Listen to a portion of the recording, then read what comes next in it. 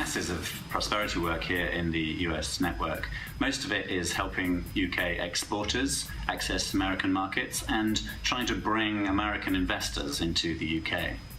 But there are also really important opportunities for us to learn from US successes as we shape the UK policy environment. Silicon Valley and Cambridge are well developed, but they have a 40-year head start.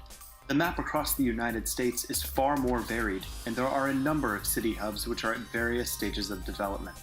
The key is to identify what they all have in common, what are the features which allow them to develop, while other places with many similar features do not. We've had a lot of interest from ministers and policymakers from the UK wanting to come visit us and see what that special sauce about US entrepreneurship is all about. They're keen to find out what it is that makes these ecosystems so successful for entrepreneurs and for scaling up companies.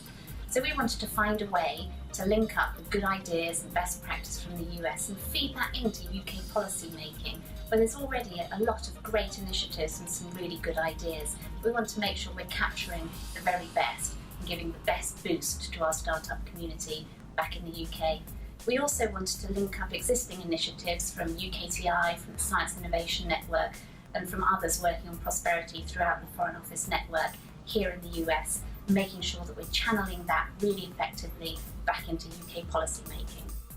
To help shape this policy, we identified 4 areas in which our London colleagues were most interested. With the help of the BIS Enterprise Directorate, we decided to focus on skills and education, access to funding, public procurement, and digital entrepreneurship. Each subject challenges today's policymakers as they seek to create optimal conditions for entrepreneurship, startups, and small businesses. So the relationship between the UK and US is so important, and we are, after all, each other's biggest trading partners.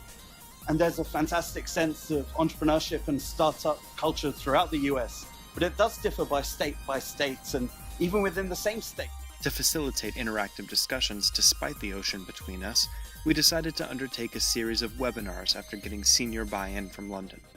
We had participants from the East and West coasts of the US come together to offer their perspective in unison.